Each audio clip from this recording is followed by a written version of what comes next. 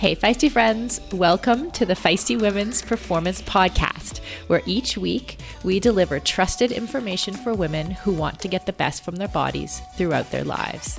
Learn to feel and perform your best through our 4 pillars of performance: physiology, nutrition, mental health, and culture.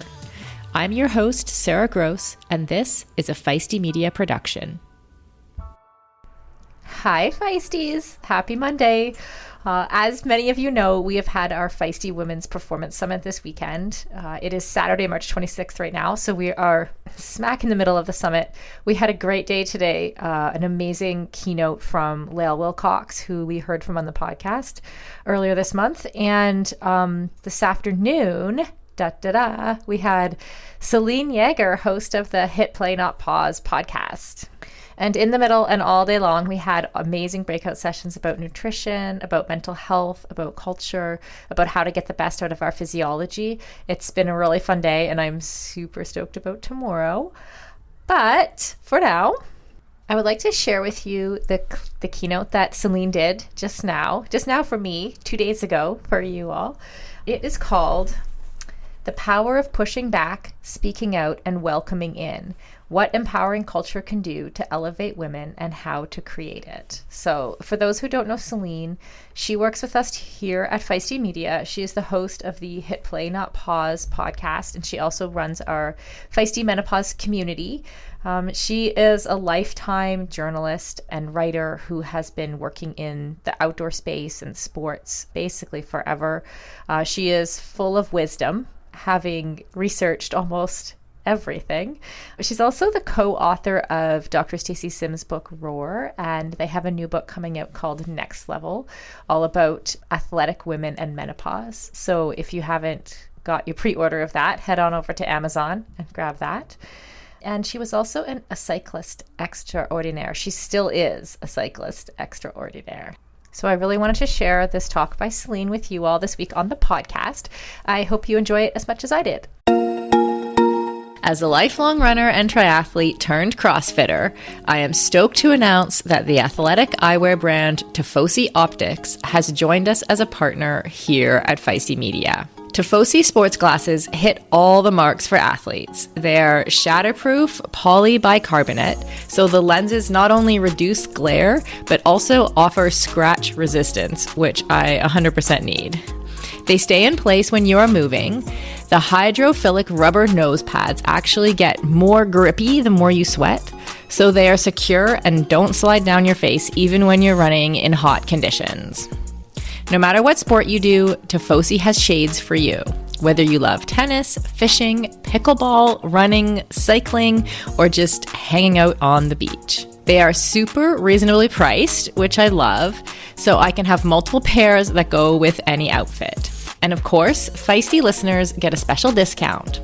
So head on over to TifosiOptics.com and use the code FM20. FM as in Feisty Media to get 20% off your order. That's FM20 at TifosiOptics.com. I'll put a link in the show notes to make it easy for you. As we head into summer, rest and recovery are critical for improving sports performance, reducing stress, and living a long and healthy life. We should all invest in better sleep. So, think about the thing you lay your head on for 8 hours a night. If it's not exactly right for you, it can lead to needless tossing and turning, or worse, have you waking up with an unrelenting kink in your neck. My new Lagoon pillow has helped me improve my sleep immensely by pairing me with the performance pillow that has everything I need. So I personally was matched with the Otter pillow.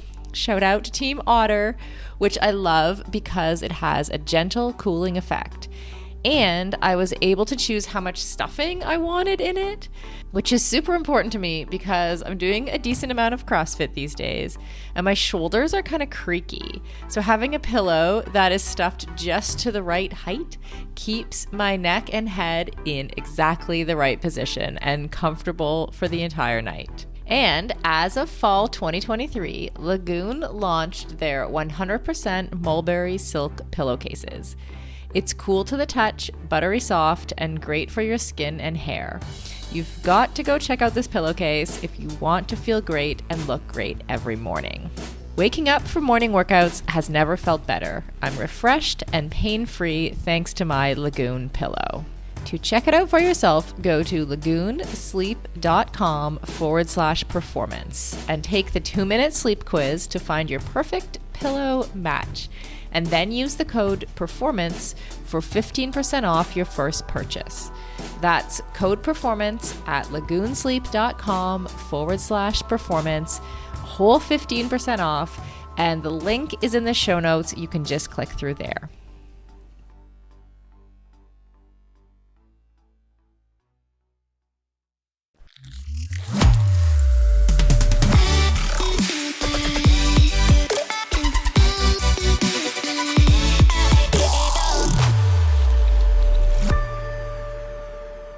Hello, strong, feisty women. So my presentation that I came up with at 6:45 this morning is the power of pushing back, speaking out, and welcoming in. What empowering culture can do to elevate women and how to create it. And like, honest to God, I did not know at 6:45 this morning that I would be here with you today. I am not Dr. Stacey Sims, though I do play her ghost sometimes in books like Roar. And she had an emergency situation and couldn't be here. And I knew that they were maybe freaking out a little bit backstage at Feisty. And I volunteered because this is what I do, right? Like, if I think something that I want to do it, I say, hey, I'll do it. And then I freak the hell out and figure it out. And you're watching it in motion right now. I immediately said that I would do it because I've been watching some of the presentations. I watched Amelia Boone last night, and I thought, I have things to say about this. I have contributions. I have learned so much about what empowerment means and about what an empowering culture really means and how those things are really different. And I'm going to be honest, like, when Sarah would sometimes push back in meetings about like empowering people, like you don't really empower them, they empower themselves. And we'd have these conversations. Like I didn't really get it. And as you'll see in this conversation and in my own evolution, like I understand it now. And it's because of these kind of summits and it's because of the communities that we have put together. Stacey was going to talk a little bit about the multidisciplinary approach to performance. And I'm going to talk too about a multifactorial thing, but it's really going at this empowerment piece and how we can all steer the culture and how we can nurture that community and how we can be a big part of this change that we want to see.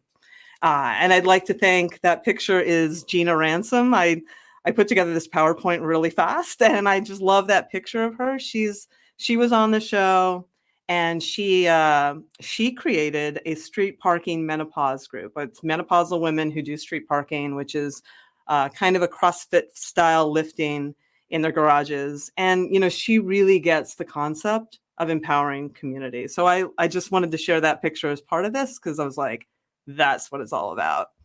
I'd like to take a few minutes to share my own journey and how I got here. And it's not always pretty and it's not always easy to talk about, like some of this stuff, but I think it's important.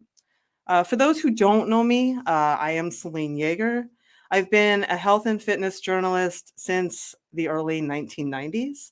I have written for Bicycling Magazine for 26 years.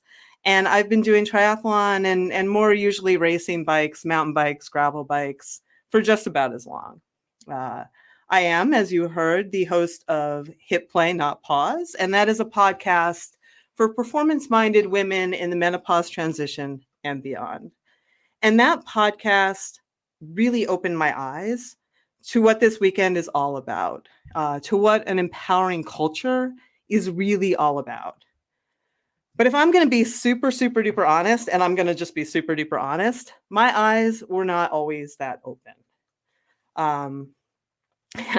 When I started mountain biking and off-road racing, there were not a lot of women, like anywhere. I could show up to local races and there would be no women. I could show up to a giant race like Leadville And honest to God, back in the day, there would be like 10 women there. They had like 9% women in their field. They weren't there. And if I'm brutally honest, I was okay with that. I've always been a little bit of a loner. And if I'm going to be brutally, painfully honest, I really didn't think I needed other women. In fact, very early on in my life, I was leery of other women. And, that's hard to admit, but you'll understand as I go through this. Like I grew up in a small town in Pennsylvania in the 70s. And I had always been taught, especially from my grandmother, that women were catty, that women were the competition, especially for men, right? Like it was all about that. It was all about that you didn't work with women. And you sure as shit didn't want to work for other women. Because, I mean, the devil wears Prada, right? That idea hung out for a long time. And in publishing, where I worked, it was it was rough. I mean, there were a lot of mean girls. There were also a lot of mean men. There were a lot of mean people. And it didn't help foster trust in a lot of ways. So I went on, to figure it out by myself. I got a bike and I did pretty well on my own. I won some races. I was like, I got this. I can race with the boys. I can put on a pink dress. I can beat the boys. I am on top of the world. I got this. I got this until I didn't. I wasn't always on top of the world. And there were times when shit would go completely sideways on me, right? I couldn't figure out why. I would train and I'd race and I would do all the things and follow all the same steps. And sometimes I would go from feeling like the bionic woman to feeling just like you see me there, like lights out, what has just happened? And I had no idea why. And, along the way, I met Dr. Stacy Sims, and I met her actually at a coaching summit, which was heavily male dominated, especially at the time. And she was speaking loudly in these male spaces about how women were physiologically different and that we needed different hydration and we needed different training. And she was talking about periods and blood flow and menstruation and the follicular phase and the luteal phase, like all of it to these men. And I was like, whoa. And I started working with her and spending more time with her. And she helped me understand not only the power of speaking out in those spaces, because she was rocking people's worlds and starting to steer that culture, but she helped me understand that I had been sold a really crappy bill of goods about a lot of things, including my very own physiology. And I started to race with more women. And I felt inspired. I felt inspired to push back on these narratives that I had been taught and to empower more women. And I pitched Stacy the book Roar. And when Roar came out, it started a movement that your periods could be a time of power, that you could, women could work with their physiology and they could reach new heights. And personally, at that point, I was like, super cool. Like, I really got this. Now I really got this. I'm writing these things. Women are awesome. I'm empowering women. I'm empowering myself until I wasn't. When I hit menopause, it was the first time that I felt really alone. Not a loner by choice, just fucking alone. My body was changing. My power, which had always been my power, was going away. My anxiety was rising. And I just wanted to disappear. And if I hadn't already pitched Stacy on a book for menopausal athletes, sometimes I think I would have just tried to disappear. So she helped a lot, right? She helped a lot. And our next book, Next Level, which will be out in May, is like Roar. It's filled with science to help women navigate this challenging time and get the most out of their changing bodies. I myself, dug into her science. I listened to what she had to say. I did some background research, and I was able to, use all of that, incorporate it in my life, stand on a few more podiums myself, and feel more like myself. And again, I was like, cool. This is empowerment, right? More empowerment on the way. We have got you. And then I got the opportunity to start this podcast, Hit Play Not Pause, which is produced by a company chock full of amazing women. And I thought, this is fabulous. If I was feeling alone and I was feeling in the dark and I had all these resources at my disposal, there must be women feeling super alone and super in the dark. So I'll start this show and I'll have on guests. And, in mind, it was just going to be more practical service journalism, right? Like I would have people on that could tell you how to manage your hot flashes and how to get better sleep and how to eat the right macronutrients and, and do all that stuff, because I thought that's what empowerment was.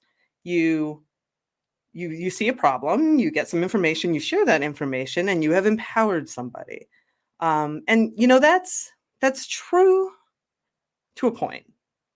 That's some of it, but that's really just a piece. And I didn't even know that myself yet, personally. It took me more time to really understand that piece. And that shift happened in the Hit Play Not Pause Facebook group. For the first time, when thousands of women, and literally thousands of women, we have more than 10,000 women in that group now. It's growing all the time. Some of them don't even know there's a podcast, which cracks me up to no end, but they're getting it by word of mouth and they're just pouring into this venue, which is frankly amazing.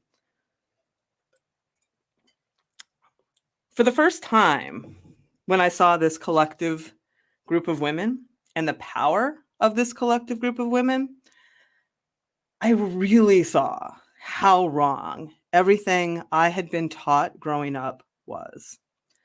I mean, I knew it mentally. Like I've had an evolution. I've come a long way. But man, I really saw it. I had come then to realize that probably, that I was taught all these things about women not being able to work together and women being catty and you don't want to work with women because probably, the male-dominated culture had conspired in their own way to keep women in that space from working together because they knew what the fuck would happen if we did.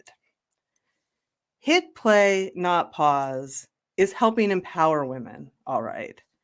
But it's not doing it just by giving them knowledge. It's doing so by giving them a space where they can learn and grow and lift each other up as they climb to new heights. It's where they can see and hear the voices of other women just like them, where they never have to feel alone. And I just want to share this story with you that just came through the other day because it kind of like epitomizes all of this to me. This woman posted, name is Katie Bryce, and she says, feeling like I've got to share my positive experience. It's long. I am a 49-year-old active non-competitive athlete. I mountain and gravel bike a lot. I surf, ski, run, hike, etc. 10 months ago, I was really struggling with so many symptoms: weight gain, belly fat, fatigue, insomnia, reduced performance, brain fog, depression, anxiety. I felt like total ass. We've all been there. We've all been there, Katie. I have put into action almost everything I've learned from the Hit Play Not Pause podcasts. I knew nothing before. Now I feel the healthiest and fittest I have felt in a long time. I also weigh more than I ever have in my life. Stick with me here.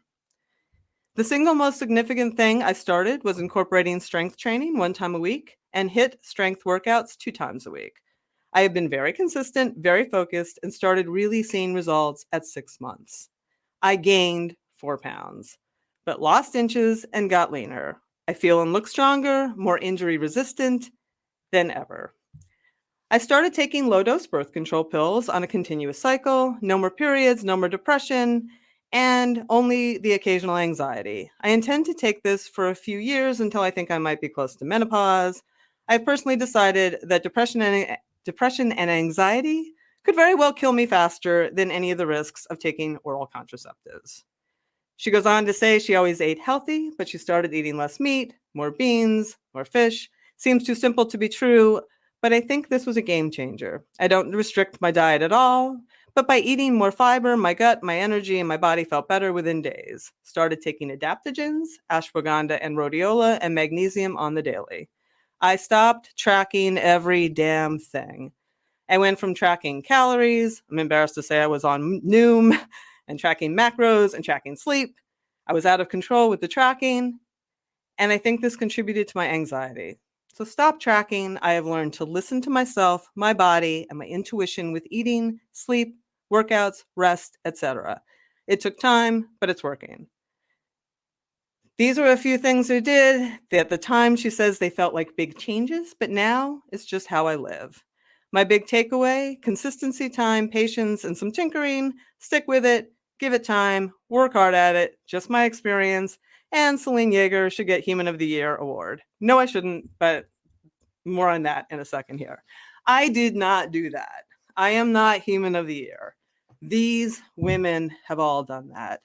All the wise, intelligent women who have agreed to be on the show and to share their knowledge and to share their stories and to share their advice and to just come with all of this and bring it forth. They are the ones that did it.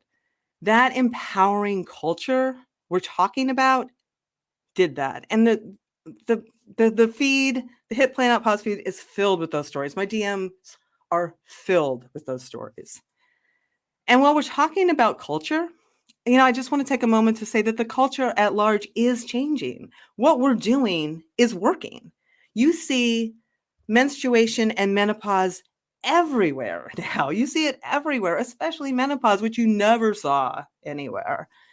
I think once women took these subjects out of the shadows and turned on the lights so people could see, it encouraged other women to step out and speak, and for more voices to enter the conversation. And in that, I also think it's important to recognize that this empowering culture that we're steering and growing takes all of us. We all need to contribute our voices and to call other people in to keep it supportive. And that calling in piece, I think, is really important. And I was reminded of that just 2 days ago. Yesterday, time's funny, very recently. There's a very prominent doctor in the UK who just was on Twitter saying that, she posted I don't know, she was in some kind of a Zoom with other people talking about menopause. And she was saying that if you ask people what menopause means, they'll say flushes, sweats, irritable, shouty women. And that she wanted to rebrand menopause to give it a new name, female hormone deficiency. And I got really angry at that. And I want to thank my friend Amanda Thebe, who was on the receiving end of many F-bombs as I ranted about this for the better part of a day and a half. Because I now feel really super protective of this community. And I wanted to call her out and say, F your female hormone deficiency. But then I was like, okay, what I really need to do is take a lesson from Feisty's playbook, which Sarah had brought this up last year at the summit, and call her in and shine a light so she can see all of us and she can see all the women doing kick-ass things with and without hormones. And I'd like to say to her that we are not deficient. We are not deficient. Hormones may help soothe symptoms for some, but they won't make us whole. They don't even call it hormone replacement anymore because it's actually not replacing anything. We don't need them to make us whole. We make us whole. And I'd like to thank you all for finally helping to make me whole.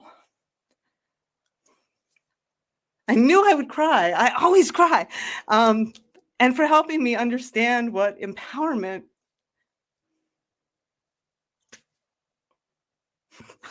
I am hopeless. What empowerment really is and where it comes from. Because this is what it's all about. And we've started this thing and it's taking on momentum and we have that power. And with power comes responsibility. So let me calm myself down and talk a little bit about what creating that culture looks like. You don't need to write a book. You don't need to start a podcast. So you can. Those are great things. But you can do this in your everyday life. You're already doing it. You're here, right? You're here. You're participating. You're learning. You're growing. You're sharing. That is all a huge part of nurturing and growing this groundswell that we have of this empowering culture. And you can also do it in your everyday life as you go about your life. I think there's just a few pillars to creating and nurturing this culture that revolve around knowledge, opportunity, and community, right? Like we need knowledge, we need the opportunity to come together and share. We need to have that community to do it with. And we're all part of this right now. So as you go into your lives after this summit, here are just a few ways that I have learned, through the year and a half or so that I've been doing Hit Play Not Pause and part of this community and like really understanding these concepts that I think help continue to expand and create and steer this culture. The first thing I would want to say is that whether you want to start a Facebook group or you want to start a running group or, whatever you want to do to like continue to build community, if you're scared to do that because you think, oh, nobody's going to do it or no one's interested in that. Like if you have something that is lighting your fire, trust it. You are not alone. Whatever shit you're going through, you are not alone.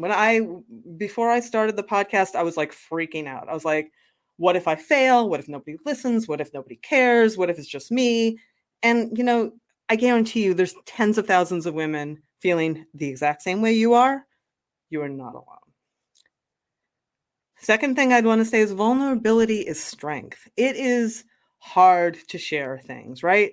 Like I spent quite a bit of time today going, do I want to share that part about like me thinking that I didn't need other women? Like I sound kind of like an asshole, but like, that's the point, right? Like that was part of the culture that I grew up in.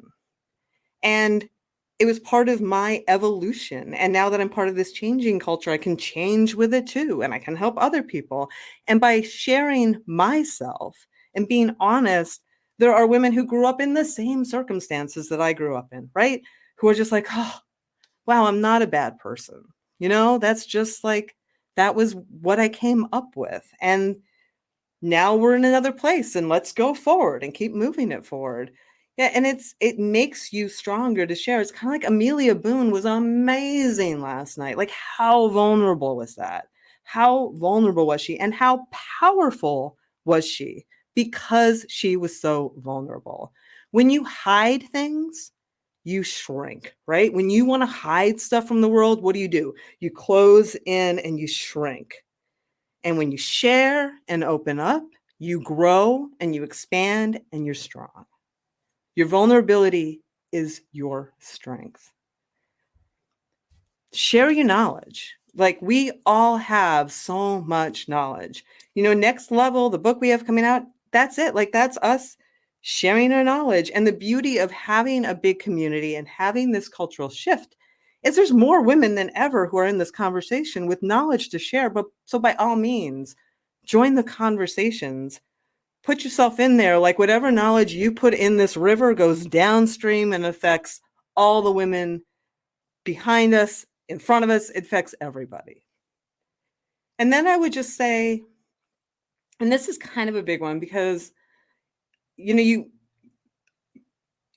my tip is to steer with your attitude, and to be what you want to see. That's a little cliche, but it's true.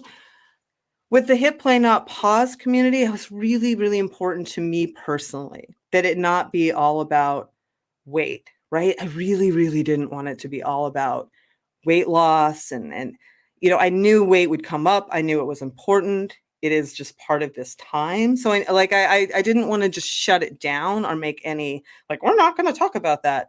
But I also didn't want it to be the end all be all of the conversation or part of that culture that I was trying to steer and create. So it starts with you, right? Like if you want to have the conversations be about other things, talk about other things. And that's a huge part of what I tried to do there. It's like, okay, I'm going to talk about performance and I'm going to talk about how you feel. And I'm going to like share stories that are of success that are not revolving around a number on a scale. And then when you do that, other people are like, oh, wow, those are some rad accomplishments. Like, I'll share those rad accomplishments too, because it's not all about numbers on a scale. And it just has this ripple effect, right, of positivity. And I think that that is really important, especially in women's spaces, because women get so much negativity put upon us. And when people try to sell things to us, they often come at us with that negativity bias because they know we're vulnerable there. So wherever we can push back with positivity, that makes us stronger and it makes us more resistant to those kind of predatory messages, which are only going to get stronger as we get stronger. So we got this. Like, this is our time. This is our space. What we're doing is working, and we just have to keep growing and sharing and giving ourselves and others more opportunities and lifting while we climb. That's all I got. Yay, thank you. Why am I big? Oh, thank you so much, Celine. I just related to everything that you said. Thank you. I also got my computer to work. So good. That's good news. Yeah. If folks have questions, specific questions for Celine, please put them in the side because we're going to continue this conversation right now. So if people want to share a story or ask Celine a question, go for it. Wow, I was thinking so many things. Like, where do I want to start? I have a couple moments too that like I don't know if it was the same where you were, but like I grew up in a time when it was like really cool to be a tomboy. Yes. And so that athletic part of me like really had a place, and I had social influence because of it, because I was good at sport, if that makes sense. Like, and I can remember this. I have like a few different like times, but I can remember being in a group of women, and one, I forget why. I don't even know why we were there, what we were talking about, but she like loved to wear dresses. She would always have like floral patterns on, like things that like in the 90s, like when I was a teenager, like were not cool. Right. And she said, like, I love this. I love dressing like this. Like, I love being feminine. I don't like sport. And I feel like I'm excluded because of it. Like, I feel like, and I was like, and I realized like, oh, like I'm the mean girl here. Like, like I'm the one who did not make any effort to, I'm like, well, if you want to play sport, just play sport. Like kind of the attitude. Oh, totally. I hear a lot of like the older generation of men now saying like, you can sign up. Why don't you just sign up? Like, why? And I used to be that woman too. I was 100% when in cycling, I'm like, I signed up, like sign up. You want to do it, do it. And it's just very blind to to all those other pieces that really help open that door to some of us were willing to just kick it down and say, I don't care, but like that wasn't always the way to go. And that wasn't always helpful either. And I see that now, but it took a while. You come from where you come from. Yeah. No, totally. And like the research plays out like that with like women's leadership, for example, like the first women into senior executive positions, for example, have a lot of like traits of traditional male leadership, right? Like now those things are changing, but like that's how that first generation. So like if we were, say, good at sport, right? Like we were the first ones in the door. I didn't realize like how much that excludes. And then I was thinking about Stacy too, and like the science piece, like how right now, like we have a sports system and we hear this, like I hear this from triathlon coaches now, like we don't need to focus on female physiology, right? Which means that like the training, like the science and then the training that's based on that science, right, is going to suit women who have a lower hormone profile. Right. Like I'm just making this shit up, honestly. Like I don't even know if that's true or not. I don't even think a study's been done, but I think that like it has to be true. Like we're bringing along a certain type of woman who can become an elite athlete within that system, but we're not bringing along the whole talent pool, right? Right. No, 100%. And that's part of it. And that's why, like, I think it's all those pieces that I titled my thing. It's like speaking out and pushing back and welcoming in. Like it's all of that, you know, without a Stacy who was willing to like step on a stage in front of a bunch of male coaches and be like, the women have periods. Like these women, you know, a lot of these women are menstruating here, and this is how it affects them. And if you don't know that, then they're not reaching their potential. And then, you know, I mean, that like that, it took somebody to do that. And then it takes people to be willing to talk about periods in a culture where you don't talk about periods, right? And sort of steer that boat. And then that goes into the waters, and then you travel down, and now we are talking about menopause, and nobody talked about that. But that's, you know, that's where, you know, for me, I had always thought like, I'm doing my job because I'm putting words into the world.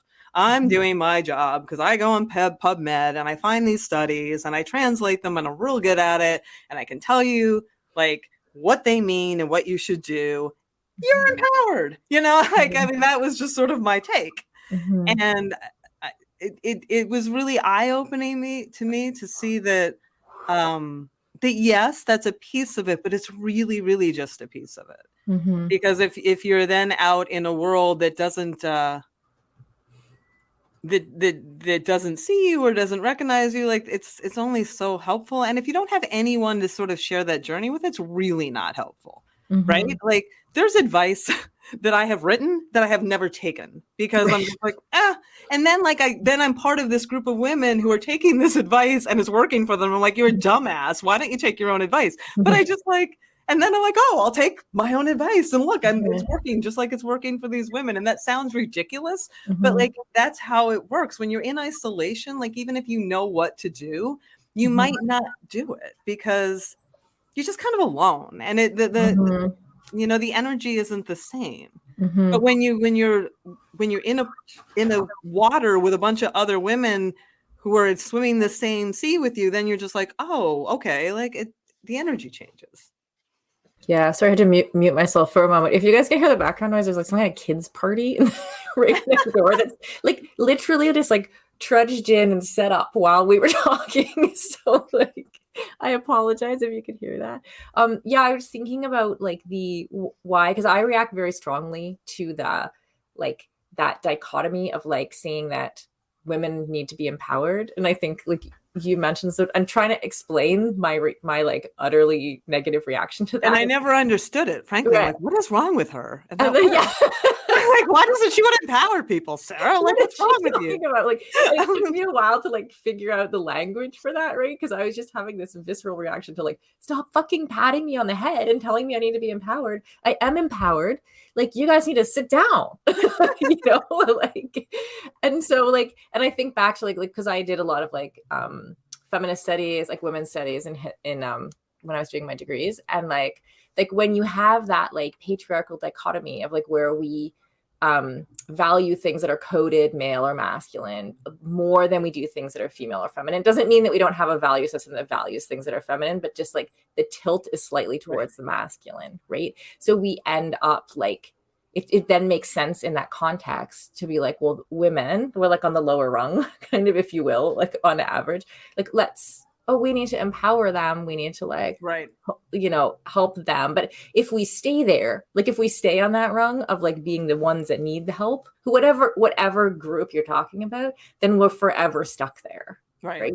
So like there has to be something else. And like my language of like, let's create an empowering culture, that's just one way. But like there has to be another way to go. Okay, like let's get off that rung up to like an equal rung where we don't like, where either everybody needs to be empowered in some way, you know, or we're living in a different kind of like empowered world.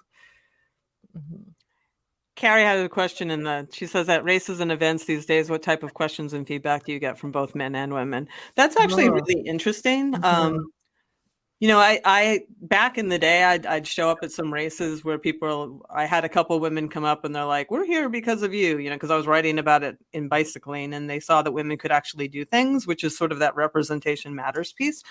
But, now it's interesting with the menopause stuff. Like when I go to, I did Spirit World, which is a gravel race in Patagonia. And this man came up to me, he was in the 60s, and he's like, he said, I have to thank you. He said, my wife now rides bikes, and we talk about all that stuff. And, like she had sort of checked out because of menopausal things. And she started listening to the show, and he started listening to the show, and improved their relationship. And now it like opened his eyes in a way, like how would his eyes otherwise be open? Like, I can't blame him. It's like, I can't be like, well, you should have known. Like, it's not crossing his path anywhere. He doesn't even know to look for it. So like, you don't know what you don't know, and he clearly just didn't know. And so that I've had a lot of those conversations where people are listening, like the men and the women are like very happy because like everybody is finally talking about it. Like I get a lot of real positive feedback from men at races because they feel like they have language to talk, and there's more male listeners than you think. And I think it's that piece, like it's like this mystery, like they can learn a little bit about it. So it's been really interesting to see how that plays out. Yeah. Does anyone else have questions? We've got some great stories coming through here. Erica's story about growing up in a male dominant Latino household, you're the rebel that broke that tradition. That's a thing, though. That's a thing. I mean, I had friends. One of my best friends in high school, her father used her college education money to buy a truck because girls didn't need to go to college. Like that was a thing. Like that was not uncommon. Yeah. That wasn't like, I'm 53. I'm not 153. That wasn't that long ago. Yeah. Well, yeah, even like, my own mom, it always stuck with me when she said, I felt like I had when I was 18 years old, I felt like I had three choices. I could become a nurse, a teacher, or get married. Yep. I'm like, holy fuck, we've come a long way. Well, even when I said I wanted to go to college, my mom literally said, well, you can still get married while in college. I'm like, and that puts this message like, do I need to get married while I'm in college? Like, is that do I have to do that? Is there time's ticking, I guess. I mean, but that's all she knew. She got married when she was 18. That's all she knew. Yeah. Okay. So do we want to go back to like creating the empowering community? Yeah, sure. And like what are the things that we can do? What's your list? Well, I mean, I think like what, my point is like what we are starting here, like these kind of like engage in this kind of like this kind of a thing, like a summit, like when you see the opportunity to engage in communities that align with you and that are sort of empowering, be part of it, because you're always going to take something away from that, right? Like you're always going to walk away with another idea, and you're going to be connected. The more you can connect to people, the bigger the network grows, and the more knowledge gets shared, and the more goes out into the universe. Like I really believe in sort of the power of one, and I think every single person has that power. I think so too. I had written down too, like about understanding how important it is to be when you're like a number 2 or a number 3 or a number 10 in an organization. Like I think sometimes we like right now we're in a part of history or a moment where we're like celebrating entrepreneurship a lot. Yeah. Right. So you see people like starting things, all the time, which is great, like start things, but also just like the power of like bringing all those people together too. And that actually like, I'm speaking from experience because I'm just so grateful for the people who like have been willing to come along beside and say like they're not supporting me per se. They're supporting Feisty. Like, right. I want to support this thing and our group and like I want to be I'll be a number 2 or a number 3, and that you can go between those things too. Like you can be the head coach at your kid's soccer, you can be the number 1 over there and the leader, right? And then also like you use that leadership skill to be like to support someone else too. So like that's something that I often think about, that and about working together. What else? Hey, you started like, you started the whole thing. I mean, but that is the point is, when you do start something, it's not like you have to always be the engine. You have to sort of keep things. You know what I mean? Oh yeah. Yeah. I actually think like if I took what you just said correctly, tell me if I didn't, but like I feel like when people say, oh, like, look what you've created, I'm like, oh, it wasn't me. Like, and it's not ongoingly me. Like the people who are part of like, because like, look at what you've created with Hit Play Not Pause and how we work together. That was my point is it's not really like, she's like, you deserve this award. I'm like, well, okay, I started this thing, but it's really all these other, it's the collective. Yeah. Yeah. And it's like using that, like using your skills and your leadership, like within, again, like within a group of like the things that we're all doing together. What's the best way to start spreading the message in social media? What are certain words or phrases that you feel are most beneficial to this cause? I honestly feel I kill a lot of people with honey. I mean, that's my thing. Like it gets really easy, especially in this culture of Twitter and short social media sound bites, that you want like this call, we want to call out, we want to shut down, right? Like because we get kind of like riled up and we want things to like keep progressing. So we want to be like, and just shutting down and calling out, where I really do feel like where you can. I mean, there's some places that your energy may be better spent not even going there, but like in general, I just find it good to like just share your own experience and share the positivity. Like I don't use special words. I just try not to be negative. I try to always like be positive, share positive experiences and share positive information. And like, it kind of just makes people, it's hard for people to coming back at you with negativity when you are coming at them with positivity. Does that make sense? Yeah, totally. I think too, like, something that I would add to that too is like being willing to meet people where they're at. And that's been a big learn for me in this process too. Like, I think I used to get kind of, I've never been like an externally angry person, but I think I would sit in like conferences or I'd do like my talk and then someone would say something and I'd just be like, oh, that guy. Right. And then like at some point I started to shift to like, oh, like, is there a way to like what can I pull out of what that annoying person is commenting on right now? And like, how can I meet that person where they're at and bring them along in the conversation? Even if they're way over there or it feels like they're way behind, There's usually something. There's usually some connectivity. Like, and I think that connectivity piece is important. I mean, I really do. I do too. And if you're not responding in that way, like, and I'm just being critical of my ex-self here, like that you're not actually showing empathy for that person, right? Like they're not coming along being like, I'm going to be a bad person and mean and I'm going to comment. Like they actually think that they're saying something intelligent and good. So like meet them where they're at. Yeah. Oh, interesting, Miranda. Yeah. Yeah. It's great. These spaces are, I'm eternally grateful, and it's life-changing. The other like piece of the journey that I'm hearing threads of through this whole conversation is like ongoingly like figuring out how to name our own internalized misogyny. Right. Does that make sense? Like, like that is so important because we can't separate ourselves from our culture. Right. We do have a culture that is misogynistic in many different ways and it affects us all differently. Right. So just unpacking that for ourselves helps us to like love ourselves, but also love other people too. And that's part of that, like being able to work with women too piece, right? It's like what is it that I dislike about myself that makes me see women negatively? Like, how do I unpack that? Yay. Okay. I just don't want to miss anything in this conversation. Is there anything that we've overlooked here? I don't know. I think No, I can see Ella backstage. Like, no. no, no. I Feedback. think it's covered.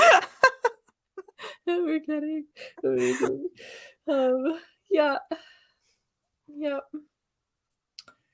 Yeah, I mean, everybody, just share your light, man. Mhm. Just that's all I got. Oh, Oh, there's a ways to go. There's a ways to go. I wasn't saying we're there. Thank you, Alyssa. But yeah, for sure. and I think what that piece is really important, and I wanted to call it out a little clearer, and maybe I didn't. I really liked the idea, and it came up last night, of steering the culture. Like when you think about like, oh, we need to change this culture, that is an overwhelming ask. Mm-hmm. Like we cannot change the culture. Like that's just not in my mind a thing. Mm-hmm. But we can, like, 100%, as we put this stuff out here and there's more of us and it just spreads, it steers it. Mm-hmm. Like I said, like nobody was talking about menopause, and then like all of a sudden everywhere I look, like places are, mainstream places are talking about menopause. Like that has steered the culture. Now, and then you still have that old culture coming in, and it wants to be a little predatory and sell you things and make you feel negative, right? Or bad about yourself. And then you have to keep steering that culture. So that's why these conversations are so helpful, and why these spaces where we can come together and be like one mind of things a little bit are really useful, because then we go out into the world and push back a little bit, speak out, and keep just bringing more people with us. And that's just how it goes. Yeah. And I think like if you look at the history of the way that the culture has changed and been steered, like it typically will go in waves. So like right now that like, and just being aware of that, I think sometimes helps, because you said, like, as you said, like we've seen this a bit of a groundswell around menopause and education, and people just aren't putting up with shit anymore. Right. And there will be some pushback, and it will take a little dip, and then it will go again. And it will, the tip of the tide or whatever, the wave will be higher. Right. Yeah. Celine, tell us a bit about the book. You haven't talked, well, you talked about it earlier, but like, where can people get the book, and like, how can we? Yeah. Next Level, it is out May 17th, and you can pre-order it now wherever you get your books. Like it is available for pre-order, and it is for the menopausal women's space, pretty much what Roar was for just women's physiology. It's just taking this very big thing that people often had some sort of shame or taboo around, and just opening it up, talking about like where that shame came from. Like why do we feel that way? What is the historical piece of that? And just digging in, as Stacey does, on the physiology, like exactly like what all your sex hormones do, what they've done for your whole life, what happens when they start doing crazy things and start flatlining. And then just a lot of advice to work with your physiology, everything from training to nutrition to adaptogens to hormones, like they all have their place. And it's just a guide, but I think it's really important in keeping with this conversation that it is a book, and the book is more powerful in a larger community and in a larger culture. So that is like sharing that and being part of these conversations and using the book as part of this culture, as part of this movement, is what really gives it legs and gives it power. Fantastic. Did you hear that? Some child in the party next door is distinctly unhappy. We hear you. Yeah. Okay. Well, thank you so much, Celine, for jumping in. I think if everyone could just tell Celine how much they appreciated this, I'm sure that you did. I know there's a couple minutes delay, but thanks for being so vulnerable and open with us, and for sharing this your story through Hit Play Not Pause. And yeah, we love having you part of our team. So thank you. Thank you. Thanks all. Keep on keeping on. And before we sign off the podcast, I just wanted to thank Celine again for jumping in at the last minute and doing such a wonderful keynote at the Women's Performance Summit. I hope everyone enjoyed listening to it. If you are Summit curious, you can buy the replays. So if you're listening to this like months later and you're like, whoa, I wish I had been able to attend that summit, or I wish I could hear more, go to womensperformance.com and you can actually buy the replays. So that will not be live for purchase on Monday when this first comes out, but it will be very shortly after that. So yeah, all the replays are in there. You can watch all the videos, learn all the things about how active women can thrive throughout their lives. And yeah, I will see you all next week.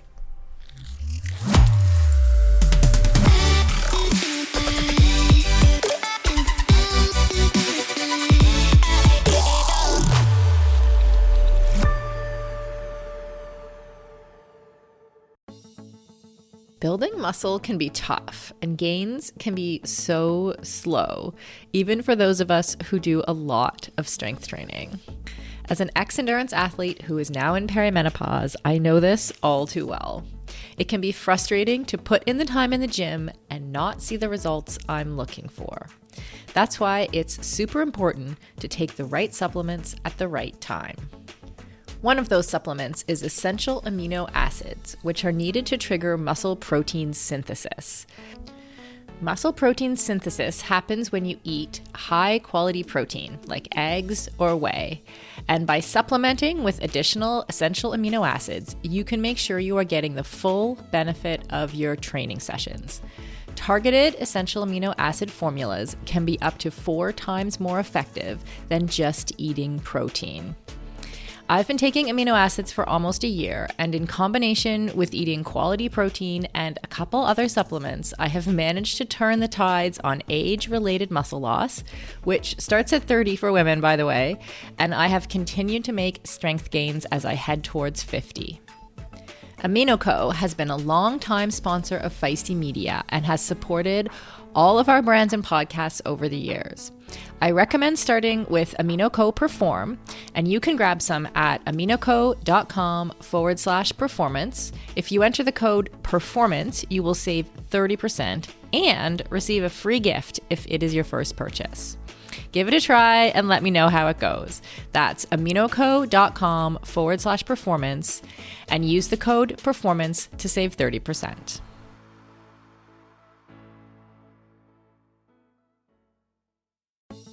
For decades, running shoes have been researched, tested, and designed for men. Brands have relied on the shrink it and pink it approach to sell male shoes to female customers. That's why we are so excited to be working with Hedes. Hedes designs athletic footwear for women that elevates performance, safety, and style. Hedes unlocks the science behind women's biomechanics through dedicated research, creates better shoes for women that support their longevity and performance, and establishes new design standards to promote transparency in a male-biased industry. Hedes have a lower ankle collar to reduce rubbing, a breathable mesh toe box to allow for ventilation and to allow for female toe shape, a special kind of plate in the midsole to keep tired legs going, a narrow heel cup to reduce heel slippage and take the pressure off our Achilles, and a rounded instep to create a snug fit. Hedes has 3 shoe models designed for different sessions: the Alma Cruise for long runs, the Alma Tempo for training days, and the Alma Speed for pushing the pace. I've personally been running in the Alma Cruise and I love them. It's the shoe I always wanted and never knew I needed. The fit is perfect in every way. You can get your own pair of Hedes at hedes.com and use the code FEISTY20 for 20% off. That's FEISTY20 at hedes.com, and it will all be in the show notes. Endurance sports should be accessible to everyone, right? That's why we are so excited to be partnering with Motive. Motive is one of the fastest growing training apps in the world today, with thousands of amateur athletes signing up every month and a nearly perfect 4.9 star rating in the App Store. You are not a template, and your training plan should not be either.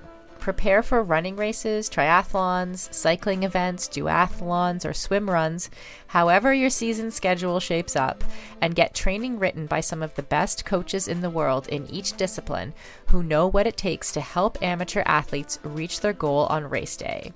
The app takes the training written by those experts and then creates the most optimal training plan for your schedule, abilities, and goals.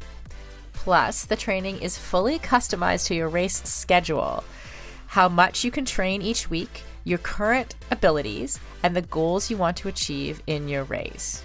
You can use the app for free as long as you want, or get all the upgraded features from the app for just $19.99 a month. But as a Feisty listener, you can sign up at mymotive.com and use the code Feisty for 2 months of full premium access. That's right, you get 2 months of premium for free. So you quite literally have nothing to lose.